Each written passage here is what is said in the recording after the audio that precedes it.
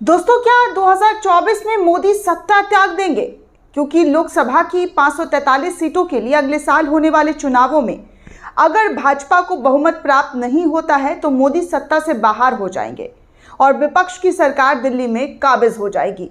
ऐसा सत्य हिंदी पर छपी आर्टिकल के माने तो ये कहा जा रहा है कि जनता को विपक्ष से उसके पीएम चेहरे का नाम पता पूछना हाल फिलहाल के लिए बंद कर देना चाहिए। जो विपक्षी दल पटना के बाद बैंगलोर में जमा होकर भाजपा को सत्ता से हटाने की रणनीति पर विचार करने वाले हैं, हो सकता है कि उन्होंने अपना नया एजेंडा तैयार भी कर लिया हो। मोदी सत्ता नहीं छोड़ेंगे के सिलसिले में जनता के 2-4 घटनाक्रमों पर बारीकी से बहस प्रारंभ कर देना चाहिए।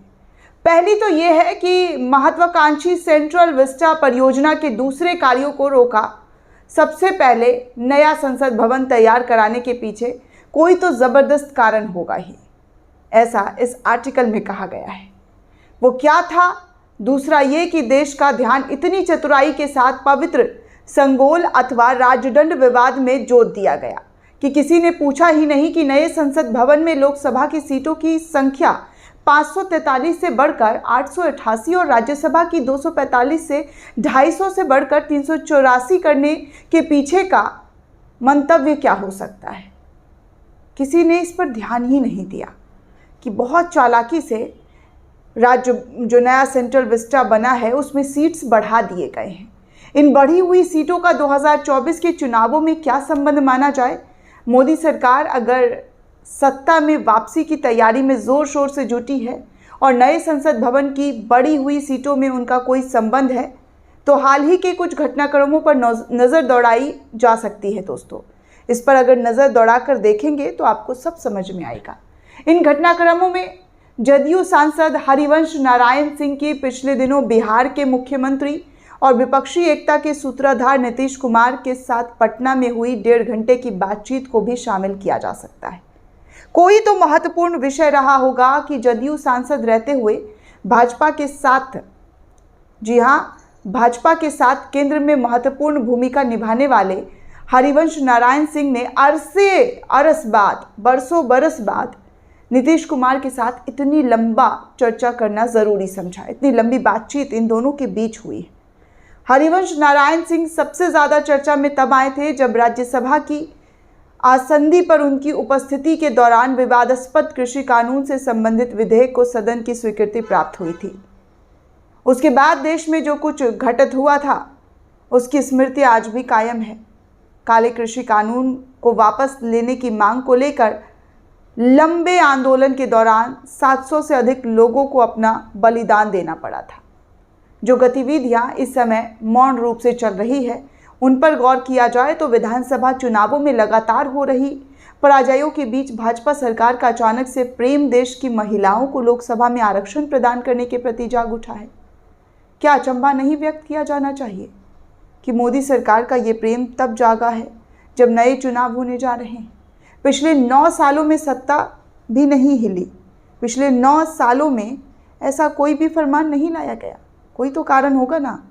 चर्चा है कि साल 2010 से या उसके भी पहले से लंबित यानी कि पेंडिंग पड़ा महिला आरक्षण विधेयक अब कभी भी पेश किया जा सकता है। मोदी सरकार महिला आरक्षण को लेकर मुद्दा बना सकती है और चुनाव में जो 2024 की तैयारी है उसमें ये बहुत अहम भूमिका माना जा सकता है।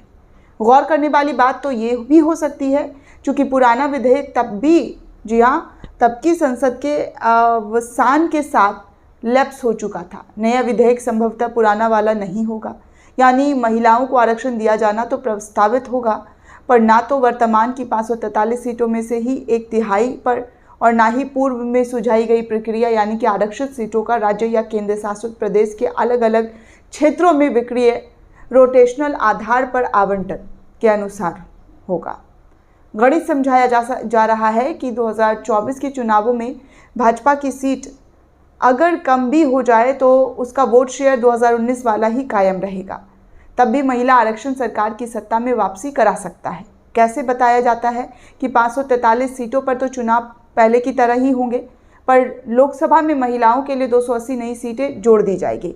इन 280 पर चुनाव नहीं होंगे। लोकसभा चुनावों में राजनीतिक दलों के राज्यों में भी जो वोट शेयर प्राप्त होगा उसी के अनुपात यानी कि उन दलों की महिलाओं को इन 280 सीटों में से स्थान मिल जाएगा। इसके लिए प्रत्येक दल को 280 महिलाओं की सूची प्राथमिकता के क्रम में सौंपनी होगी। मतलब ये कि राजद और जदयू अगर चाहेंगे तो वोट शेयर के आधार पर मिलने वाली पिछले कुछ या सभी सीटें पिछड़ी जाति की महिलाओं को दे सकेंगे, और ऐसा हक जो है वो दिलाया जा सकता है, क्योंकि पिछले विधेयक का सबसे मुखर विरोध लालू यादव के राष्ट्रीय जनता दल, राजद और नीतीश कुमार के जदयू से पिछड़ी जाति की महिलाओं के हितों का मुद्दा बनाकर किया गया था। जिस तरीके का तर्क भाजपा के क्षेत्रों में चर्चा में है कि उसके अनुसार 1984 के चुनावों में भाजपा को सीट चाहे 2 ही मिली थी, वोट शेयर के मामले में अगर बात की जाए तो कांग्रेस के बाद वही थी सबसे ज़्यादा वोट शेयर में। कांग्रेस का 404 सीटों के साथ वोट शेयर 39.10% था, जबकि भाजपा का 2 सीटों के बावजूद 7.74% वोट था। भाजपा तब 96 सीटों पर दूसरे क्रम में रही थी। इनमें से 84 पर भाजपा ने 1989 में जीत प्राप्त की थी। तर्क ये भी है कि आनुपातिक प्रतिनिधित्व के आधार पर महिला आरक्षण होता तो 1984 में भाजपा की सीटें कहीं ज़्यादा होती। जो तर्क भाजपा की खुशहाली के संदर्भ में दिया जा रहा है, वही कांग्रेस को खुश करने के लिए वोट बांटा भी जा रहा है। समझाया जा रहा है कि 2019 के लोकसभा चुनावों में भाजपा को 37.35% वोट शेयर पर 303 सीटें मिली थी, जबकि 19.39% वोट शेयर प्राप्त कर दूसरे क्रम पर रहने के बावजूद कांग्रेस को सिर्फ 92 ही सीट प्राप्त हुई थी। अगर आनुपातिक प्रतिनिधित्व के साथ मिली आरक्षण होता तो कांग्रेस की सीटों में भी बढ़ जाती और उसे विपक्ष का नेता बनने का हक भी मिल जाता। उपसंहार में भी यही कहा जा सकता है कि भाजपा मानकर चलने लगी है कि 2024 में उसकी सीटें काफ़ी कम होने वाली है, पर उसे यकीन है कि उसका वोट शेयर कर्नाटक की तरह पहले जैसा ही रहेगा। महिला आरक्षण के जरिए लंबे समय के लिए उसकी सरकार में वापसी हो सकती है। अब देखना यही रह जाता है कि महिला आरक्षण विधेयक कब, कैसे और किस शक्ल में पेश किया जा सकता है। कब इस पर जो है मोदी सरकार चर्चा करेगी और ये बिल लोकसभा और राज्यसभा में पेश हो जाएगा। शायद राज्यसभा में पहले ही पेश होगा। असली चुनौती भी वही है। कृषि कानून विधेयक का स्मरण कीजिए और नीतीश कुमार, केजरीवाल और केसीआर आदि के चेहरे आंखों के सामने तैराइए कि कैसे जो है उस वक्त जब काला कानून आया था तो ये दल उन तमाम लोगों के साथ, किसानों के साथ खड़े थे। और हरिवंश नारायण सिंह की नीतीश कुमार के साथ पटना में क्या चर्चा हुई होगी, इसका अनुमान लगाइए।